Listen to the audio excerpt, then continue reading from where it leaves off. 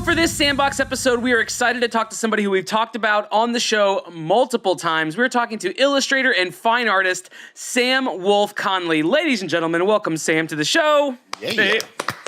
Thanks. Hey guys, how's it going? Hey, Good, man. Sam. What's You up? know, it's Great. going swimmingly. You've said that twice today already.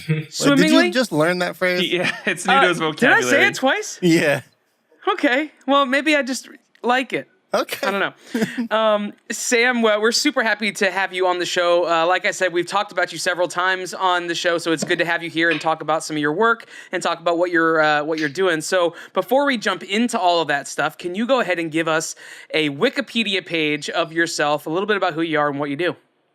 Yeah, sure. I graduated. I'm an artist illustrator, fine artist illustrator. Do all sorts of art stuff.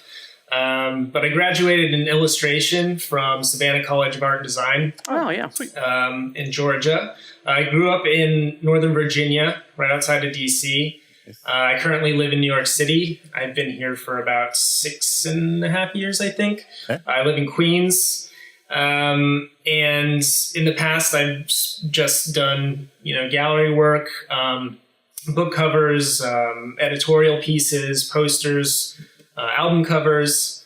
So I try and do my best to spread my art around as much as possible. Yeah, so I think the first time that I was introduced to your work had to have been last year sometime when they released this. If you're listening, I'm talking about the Over the Garden Wall album that Mondo dropped. If you're watching on YouTube, you can see all of it in its beauty. Glory. But when I got first introduced to you through this, and holy cow, man, so were you a fan of Over the Garden Wall prior to this? And so like it was a natural fit, or did they, offer this to you and then you have to do some research on it? Because it feels like you nailed it. Yeah, I was a big fan of the show before Mondo asked me to do it. I really thought the moods and the serious tone of the show sort of lent itself to not just kids but also adults. Sure. The whole mood of the show is sort of just really, really eerie and creepy. And growing up as a kid, I always used to sort of like those cartoons or kids shows that lent themselves to being a little spooky, where you might have nightmares that night. Really, I don't know, leaving a mark on my childhood, I guess, are probably the scarier shows. But I never thought that I'd be doing art for it, honestly. As much as Patrick McHale's sort of style and mine are somewhat similar in that we draw, spooky forests and things like that. When Mondo asked, I think Mondo mainly asked me because I was one of the only artists that was familiar with the show to begin with. Really? So I was like, I know, who the protagonists are and sort of like what their mission is. And I could bring that into some of the elements of the album and sort of small things that other people might not know, like, the bird scissors on the rear of the album. I knew those were like an important piece.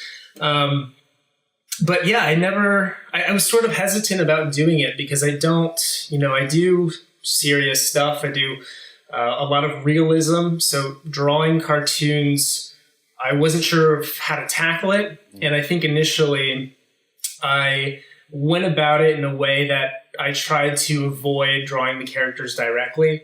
I mean, I knew I didn't want to draw the characters as realistic looking people. I thought that might look kind of weird, and it might lose a lot of the charm that the original show already had. So that's why I went with the lantern concept, where there's sort of a cutout.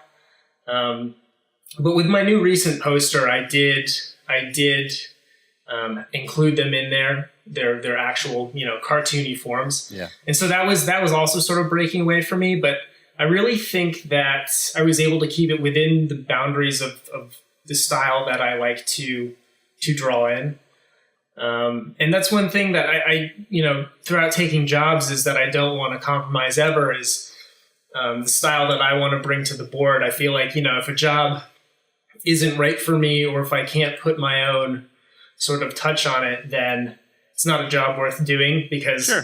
I'll probably fuck it up and it won't look like me and I won't be happy with it. And so that's mainly, that's my hesitance towards projects similar to this, I guess. So I'm curious, real quick, just because Andrew was showing off the inside of that the album or the record. Whose decision was it to do that high gloss kind of on flat piece, that ghosting that's in there? That was mine. Nice. When I first started working with mondo, I've only been working with mondo for I think 2.5 years or 3 years, Okay. and the first album that I did was Black Swan. Yeah. And, Mondo is so great about accommodating artists' like wants and needs, especially if it makes the product Sure. that much better. And so, I was talking to Rob and he was like, you can do anything you want. You could make it holographic. You could make some sort of 3D elements to it. And so I remember, having never done a project like that before, wanting to use the resources as much as possible. So I sent in like some thumbnails of like when you open the album, a giant pop out Swan comes out, and I was like, we should do this. And then I'm like, wait a minute, I have no idea how pop-ups work or all this, and it didn't fit the mood of the piece. So I sort of jumped the gun on that one. So we ended up not going with it, spoiler. But the interior of this, I knew I wanted something subtle, but at the same time, it's got to be the main, you open it and it's got to be a big image. And so I was trying to figure out how to balance that. And, it's really rare that I get to print, with gloss or be in charge of those sorts of rules or like glow in the dark, even that. So you got to start thinking outside the box just a little bit more. And so rather opposed to making the beast slightly lighter in the background where it's just an eye visual thing, I thought the gloss would be a great opportunity to hide it in there. And I really, especially working through mondo, I want to use some things like that as much as possible to get the product, just a little bit more, a little bit better quality. So you said something that I want to touch on for a second, because you do poster work and you do these album art and stuff as well. What is the difference in mindset when you're approaching an album? Because like you said, it's essentially like doing 4 posters or 5 posters all in one, because you've got different elements and different it's not just one piece that you frame on the wall. There's a story that you tell with it. So how do you approach that? Well, I think that's a good question, and I think something that lends me some knowledge towards it is the way I've worked in the past with gallery shows and putting up solo shows and gallery shows, because typically the way I really look at my art is, not necessarily a single piece tells a story, but a body of work over a period tells a story. And so whenever I do gallery shows and solo shows that have more than one piece, obviously, I do my best to tell a story throughout. And that doesn't mean necessarily with the drawings themselves. I mean, I'm talking also like props that come with it. Right. Like there was, I guess the last solo show that I did, I found a door on the ground that had like a crystal knob and it looked really spooky. So I painted it black and used it as a frame for one of my pieces in the solo show that I thought could, fit. And I wanted it to sort of lead the guests into these other pieces like they're opening a door. So I think that sort of thinking really helped me out in making smaller pieces that fit all together. Yeah. Like that over the garden wall piece, you've got the inside and outside of the jacket, but then you got to think about the label for the actual, record, which we did the eye of a monster for. Yeah. Because that's one of the main visual symbols you see early on in the cartoon. And it's also sort of just if you think about it, like a little more simplified, where you have a circular label and you're like, okay, well, what's important in over the garden wall that's circular that I can fit here? Mm-hmm. And, could be the rock facts rock, or, a pumpkin, or the eyeball. And so I think a lot of the spatial restrictions help you as well. Awesome. Yeah. Yeah. Makes sense. Yeah, I think that's super well said. So I'm curious. You use the phrase "mature and melancholy." This was towards the beginning, and then and you've talked about. I mean, obviously, the people listening, I assume, have seen your work. For those that haven't, look it up. There's show links and episode notes and all that good stuff. Check it out. But it's darker, right? It's melancholy is actually a kind of a really great way to describe a lot of the visuals. But people respond to it. I mean, people love your work, and like these. We've been talking about a couple Mondo pieces, and I know those got snapped up really quickly. But your gallery shows and all the events. You don't do bright, colorful superheroes, which is what everyone is doing and everyone is like making money off of. You do dark, like grainy, gritty, slightly out of focus and, and almost visuals, off. Yeah. And people respond to it. Why do you think that is? Well, a lot of, especially getting out of school, it was very much the opposite, where nobody responded to it. And I was sort of, I don't know, I felt myself sort of floating in the water immediately after school of wanting to, at that time, I had this whole dilemma of I need to find my own style and I need to find my own, because at that state, everybody accuses you of ripping off like the biggest names in the business right when you come out, because most of the times you're grasping to who's being successful, and you as a student is like, what can I do to be like them?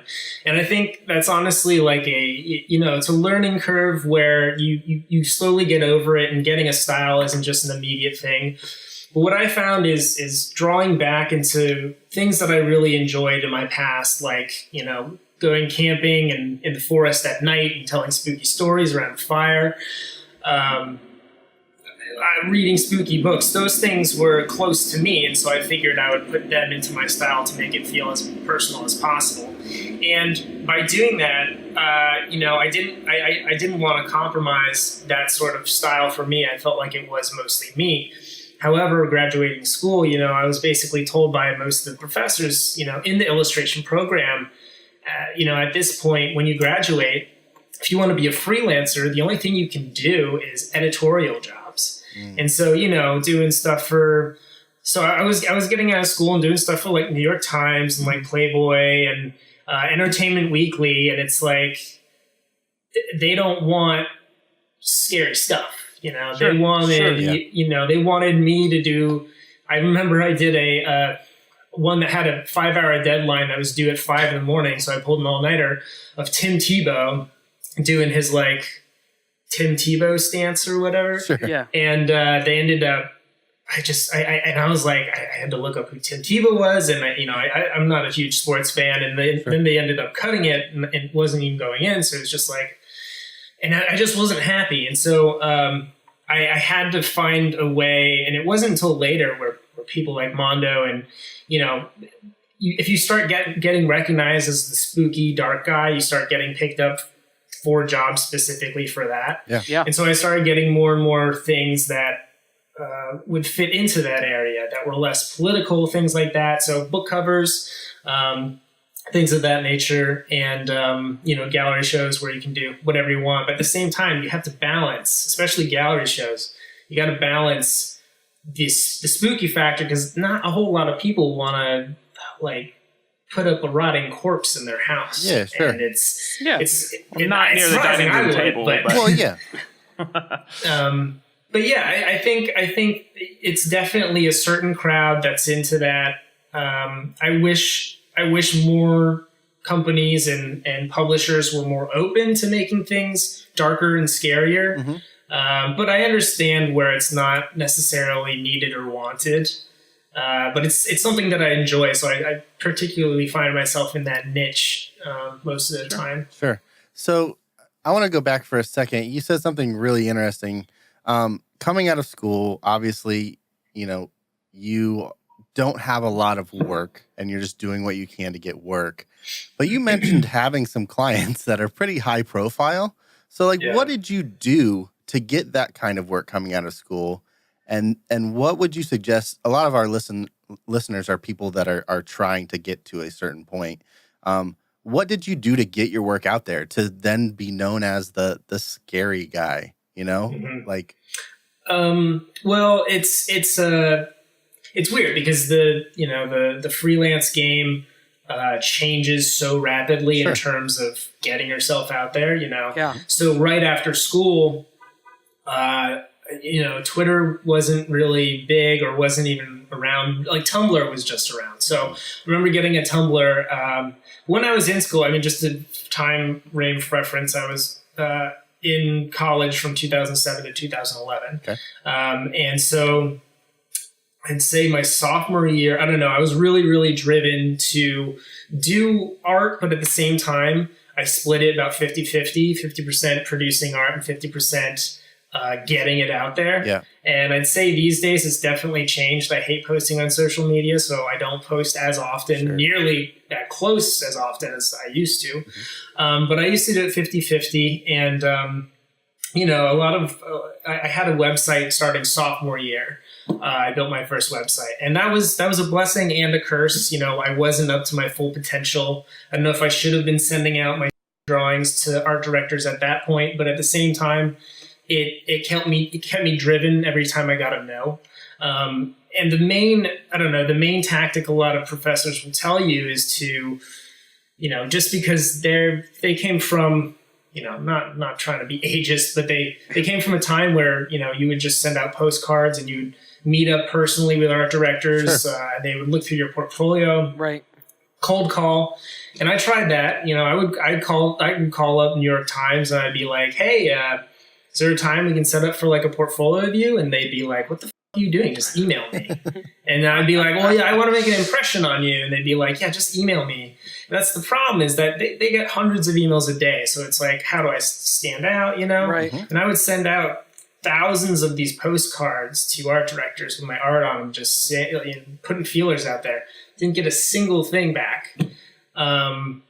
So I felt sort of hopeless. What I started doing, though, is, other than social media, sort of building that up, is making mailers that had, they were really intricate. They had maybe 6 colored prints on them of my artwork, and you would open them and they would fold open. They'd all have original drawings, little sketches on them, and they'd be in like these glittery little envelopes. And I'd only make 10 at a time, 15 at a time to sell or to mail out. And to very specific art directors that I knew were into darker or horror stuff or more fantasy stuff. And then I started getting, stuff back from that. The art directors that I paid the closest attention to, that I took time to really reach out to, really felt like, that we could build something together. It was definitely a relationship between the two. Yeah. And so it started getting that way. And then, eventually snowballed into, it's a really small world. So, people talk, and as long as you're not an asshole, you start getting more and more jobs. And, not all jobs are the greatest, but you'll still get called back once in a while, Sure. So I want to know a little bit about your style, not in terms of like the content that you're creating, because we've talked a lot about that, about what you like to create, but I want to talk a little bit about how you do it, because your work has a pretty distinct feel to it, other than being kind of dark and a little bit on the macabre side and all that stuff. You have this softness to your work that is really intriguing to me. It draws you in, like I was saying with Patrick a little bit ago. You've got some sharp edges and you've got some really soft edges, and it kind of sets you off balance a little bit as the viewer looking on it. How do you achieve that look? I don't know. It's really, I think it comes out of, it comes out of not wanting to do the opposite. Whenever I've been drawing, I've been drawing all my life. I always hated starting an image, and especially on a stark white piece of paper. And so that was always the hardest for me. I've never been one to have a sketchbook and just sketch in it. Sure. I like, if I'm coming up with the ideas, I'll just write them down instead. So I have a notebook of written ideas that I'll turn into pieces, but sketchbooks are just, I don't know. I feel like there's too much pressure to make the piece you're working on like perfect or whatever. But yeah, so typically when I start on final pieces or even sketches that aren't on stark white pieces of paper, I'll just cover it in either Conte or graphite and then construct the image through erasing it out and basically pulling away tones and tints. And so that was with an eraser. And that was a technique that I ended up learning from a professor in like 7th grade. It was like art camp. I always used to go to art camp, but this was like 7th grade, and they showed us this technique, and I was like, oh man, it was really fun. And so I started playing around with that more and brought it into college just to see how much I could work with it. And that really helped me to, I don't know, I guess, find my way of drawing opposed to looking at tutorials of other artists. Yeah. But that's pretty much my rule I never like to start on a white piece of paper. I always try and mess it up first and then draw back. I think my brain thinks better in reverse by taking things away than it does putting things on. Mm-hmm. And, I only started painting about 3 years ago. And so that was a big leap into a separate, whole separate medium. It was really scary because I'm like, oh no, I'm going to be starting from stage one again, right, and have no idea what I'm doing. And having not taken any painting classes in college, it was just, I sort of just looked at YouTube videos, but it surprisingly wasn't like starting from zero. I think with artists, you train your brain to know what looks right and train your hand to fix what looks wrong, and that can transfer over any medium. Clearly you're not going to be as good as when you start or when you're comfortable with something else, but after a couple of years, it was I'm finally feeling comfortable in oil, and I feel like I can bring something that resembles my style in graphite and dry media into this wet media, which is what my biggest fear was. Was not being able to get that transfer. Man, that's insane. So you're essentially approaching your drawings and your illustration and your paintings like they're sculptures. Like you're starting with the marble and then you're chiseling away to get what I would never have thought that's how you did that. That's incredible. Yeah, and I really do love, I don't have the space here. Actually, we do have a backyard. So I just moved like 5 months ago. So we have a backyard, and I'm totally forgetting that we do. And I'm like, maybe I should get into chiseling, because I really like those classes in school, and I really love doing 3D media stuff. It's just a matter of, transportation and the cost of the materials. And I don't know anything about that world, but, if maybe one day if I try experimenting. Sure. Okay, so before we actually started recording, we talked a little bit about like what other stuff you like to do, and you mentioned board games, and we all love board games. So talk a little bit about what kind of games you like, and then is there anything that you get from outside of art that helps you, or how do you feed your ideas for what you create? Board games, I think, I don't know, a lot of artists say, when they're asked, like, what do you do in your free time? And they say sketch. I'm like, how can you possibly sketch? I would lose my mind, because it's like, it's all day I do is draw. And so it's like the last thing I want to be doing while relaxing is sketching. So yeah, I think board games is one way I get to chill out and, have a few beers with some friends. Occasionally we'll play D&D, but it's nice. Really hard to get a group together. Yep. But I'd say like my main board games that we play, we really like things like Pandemic or Betrayal at House on Haunted Hill. Nice. Yes. I just got Scythe, which is very daunting to get into because I don't know all the rules. What else? Boss Monster, Codenames. Cool. Trying to think of the Jackbox TV games. Yeah. And it's basically just games that are casual that I can play with friends, because my best friends from all the way from middle school, they moved up to New York. Oh, cool. When I did, so we try and make like a weekly plan to play around that stuff. Codenames and Fibbage are like my two go-tos when it's like someone comes over and I'm not sure how much they like games, but I want to engage them. Those are the easy entry. Yeah. But that's so much fun. Oh my gosh. I mean, I have House on Haunted Hill or whatever it's called. I've played that, but it's a bit more difficult. And even it's not like it's a tough game or takes a lot of time, but it's still a bit of a higher barrier to get someone into it. Yeah. They just made a D&D version of Betrayal. It just came out. Yeah, the Baldur's Gate. Yeah, Betrayal Baldur's Gate or something. I was interested in seeing that, but since our friend already has Haunted House, it's like, why get both? Yeah. I also have Because then you have Arabian Nights, which is great. Oh, yeah. Very in-depth, though, so a lot of new players are sort of... Right, those are games you overwhelmed. play with people that like playing games that you know you can. Yeah. that's when you have like a guild of people. Like those are guild games. Yeah. I haven't met that many friends. Well, that's the thing is like you have to have like a certain amount of friends, and they have to be in a certain area, and you have to have a certain time. That's why D&D never goes well. And Right. Like it's so hectic, especially when everybody's like a freelancer and doing all this other stuff. And but I guess you have the alternatives of having like those digital tabletop simulators that you can get on like Steam and stuff. Yep.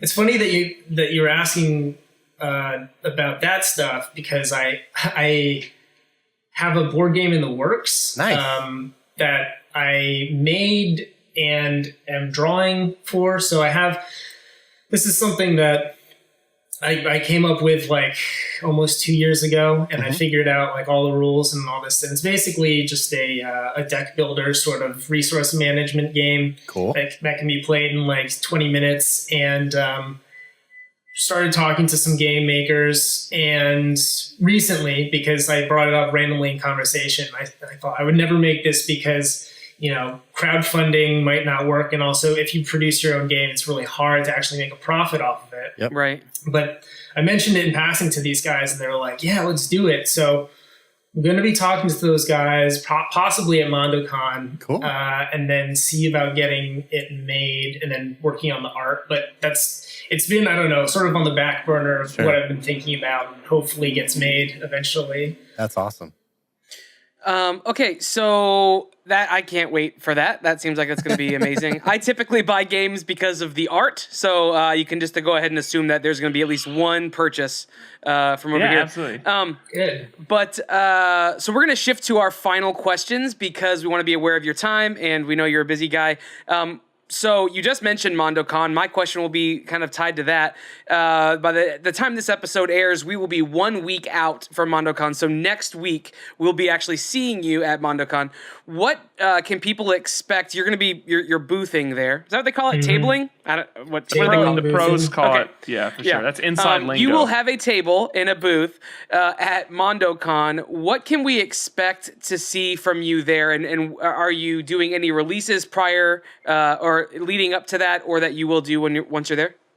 I have a bunch of new stuff for MondoCon. I'll have a number of prints that were around last year. Okay. I don't have a list off the top of my head, so hopefully I can remember everything. Leading up to it, I typically don't release prints through my online store, so I'm going to be releasing everything that's going to be there is going to be there first day. I'm going to have a lot of APs, for some prints, maybe not so many for other prints. But I'll be bringing a couple Halloween prints, a couple It prints. I'm going to have Over the Garden Wall. We're going to have a personal print. I think I did a run of like 75 or 100. I'm not quite sure. Of just a personal drawing that I did that I blew up into a screen print. Trying to think what else. Pins, possibly patches, because this patch thing is going through hell right now, so I'm crossing my fingers I'll have them made in time. I'll have some Edward Snowden, some Edward Scissorhands prints. Don't mention the other ones; those are secrets.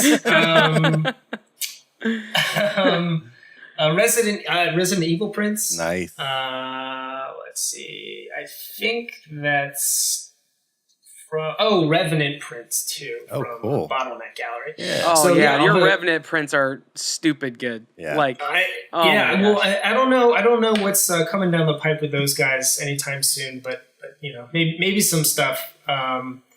But yeah, and then I'll have a bunch of stuff from last year too. So I think my booth will be fully decked out this year, Nice. and then I'll have a myriad of smaller sketches that people can buy, and I'll Sweet. probably do sketching while I'm there too. So Oh, cool. Awesome. And grabbing a beer with us one of the nights. Yeah, while yeah, you- yeah. oh yeah, I mean, of for course. sure, yeah.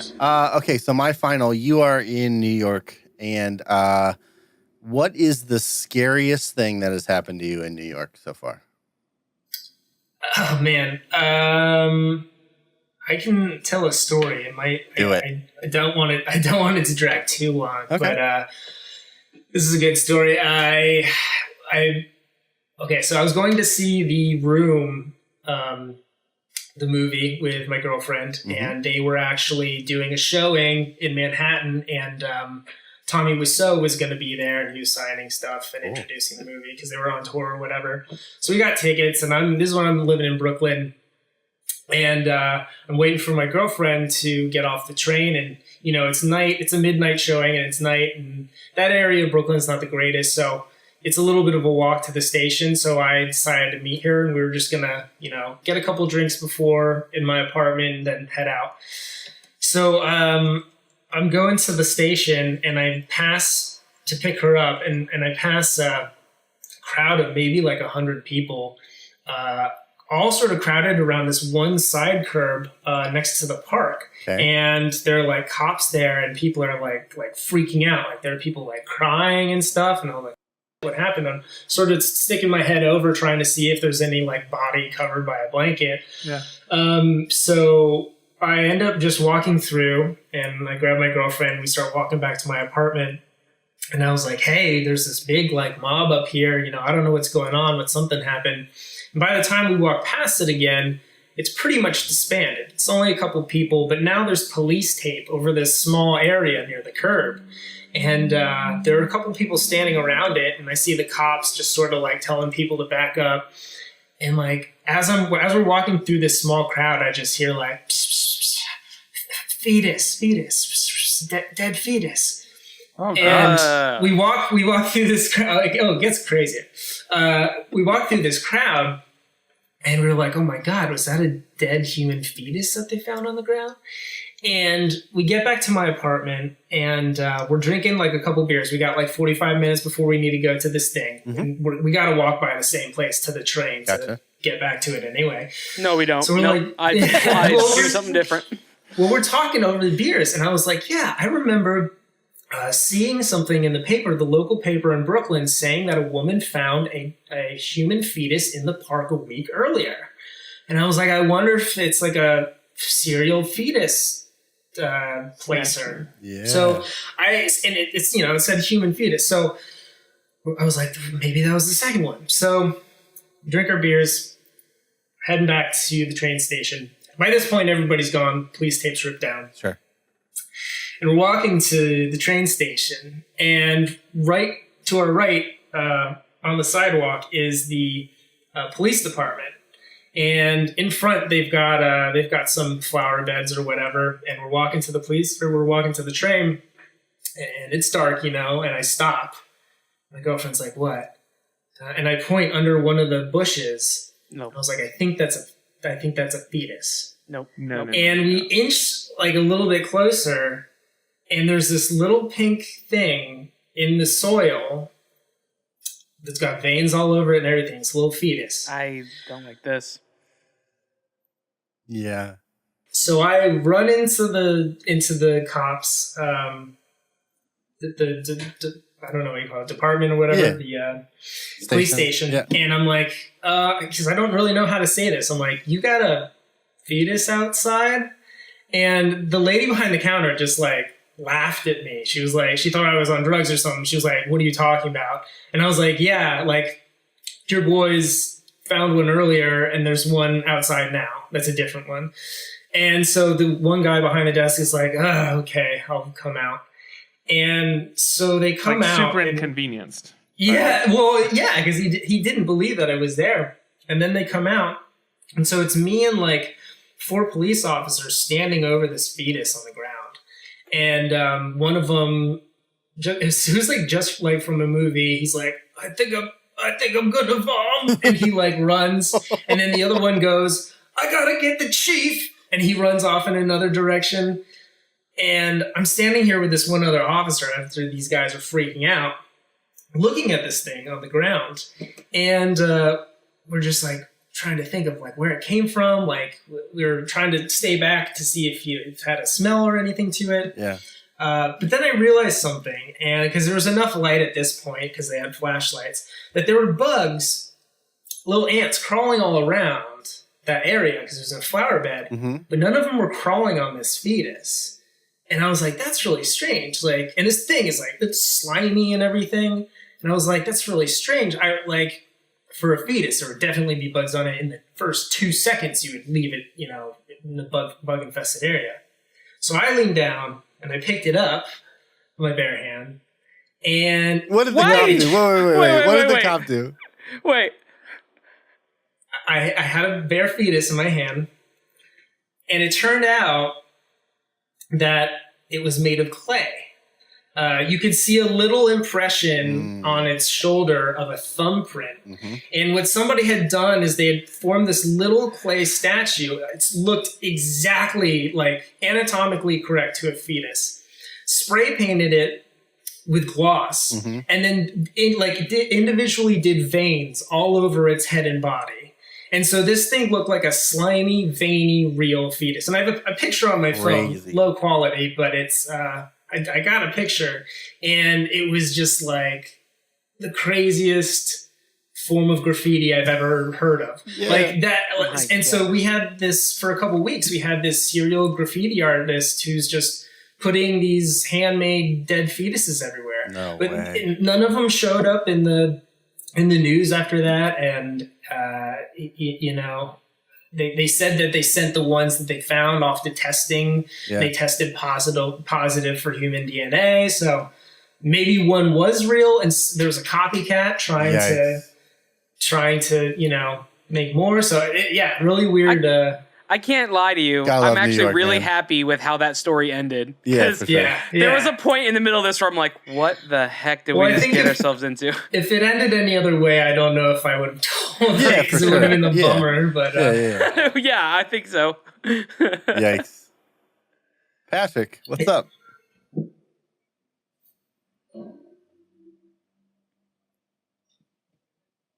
Is it frozen? Best internet in the country, everybody. Gig City.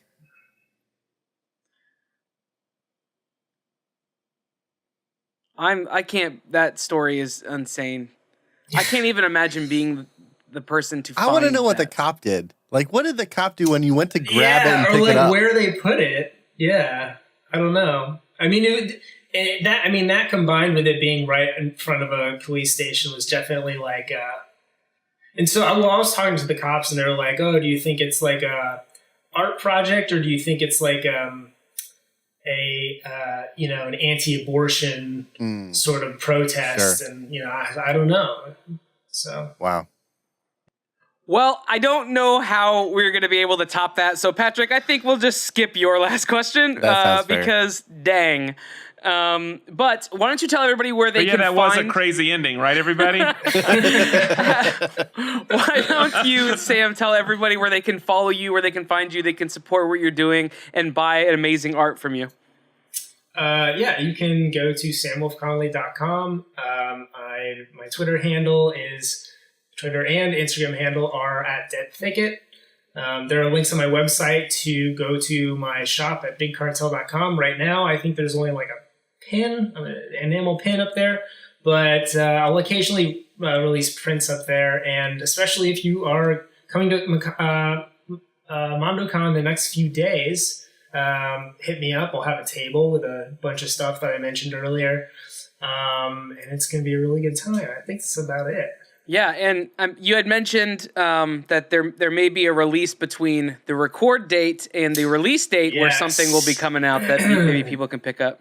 So the the day we are recording now, it will be releasing tomorrow, and it might have to do with something of the date of what tomorrow is. So. I think that's enough hints for these folks.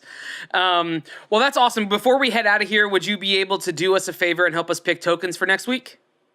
Sure. Awesome. Well, that's it for the interview portion. Up next, we're going to draw some tokens.